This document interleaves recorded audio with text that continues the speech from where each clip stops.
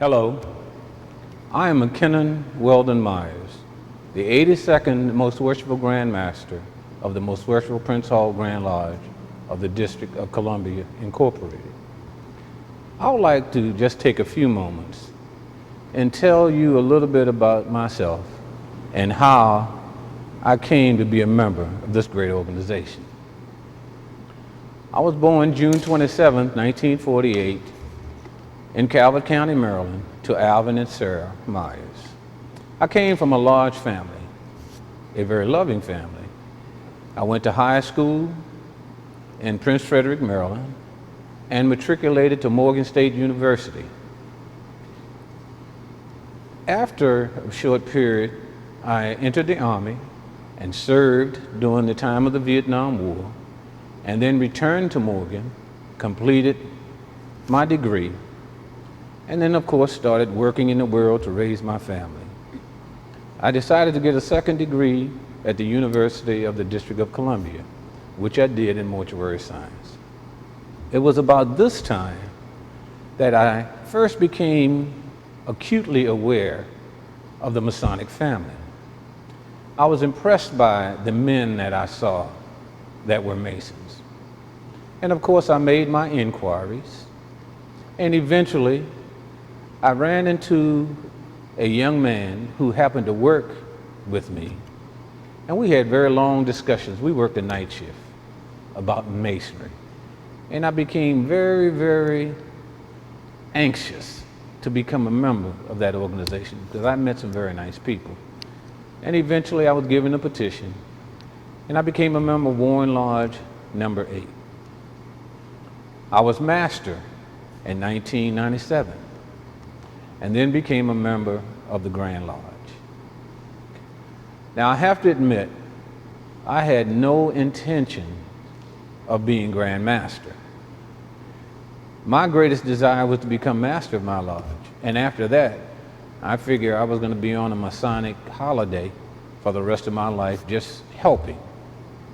My first assignment in the Grand Lodge was an assistant grand lecturer, which I truly enjoyed very much. But as God would have it, and it had to be the blessings of the Lord, others took a look at the things that I was doing and the organizational things that I had been asked to handle and the results.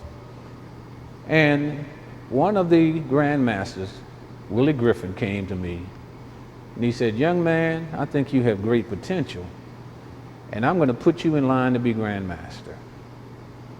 Well, in all honesty, my brothers and sisters, that is like a new job. It is a full-time job because you truly have to be committed to the goals of the Grand Lodge in order to be successful. But I was extremely successful. I enjoyed the community services we did. I had enjoyed all of the projects that we were doing.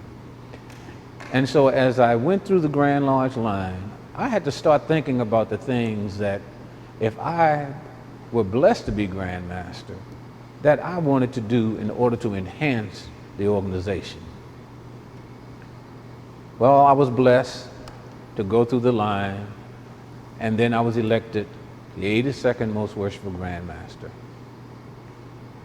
Now let me say to those who may have aspirations to be Grand Master, or those who have no idea of what it's like to be Grand Master, that is a job that you must love. That is a job you must be committed to. And you must be committed to the organization. It's not a job of you and what's important to you, but it's an obligation to the entire organization. I actually had no individual specific plans. As I had come along the line, there were just certain things that I saw that I felt were better to change in order to enhance the ability of the Grand Lodge to grow. One of the things I was acutely aware of, we had a lot of dedicated young men that were members of the Grand Lodge, but literally weren't being used. And as a law enforcement officer, I realized that teamwork was the key to success. And I felt it was necessary to get all of these young men involved in the Grand Lodge and make them more active. So one of the things I did was I changed the responsibility of many of the appointed Grand Lodge officers, giving them an opportunity to show their organizational skills.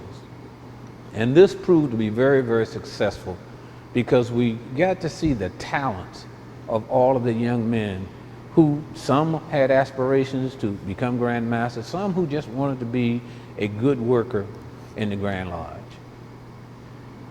There are many things in the responsibility of the Grand Lodge that many people are not aware of, and there are many things that are the responsibility of the Grand Master that many are not aware of. This is a job that requires you to know your people, and you are literally working for the organization. The organization is not working for you. A Grand Master is a servant. He's a servant to the entire organization. And those who fail to appreciate or understand that will be those who will have problems fulfilling their commitment.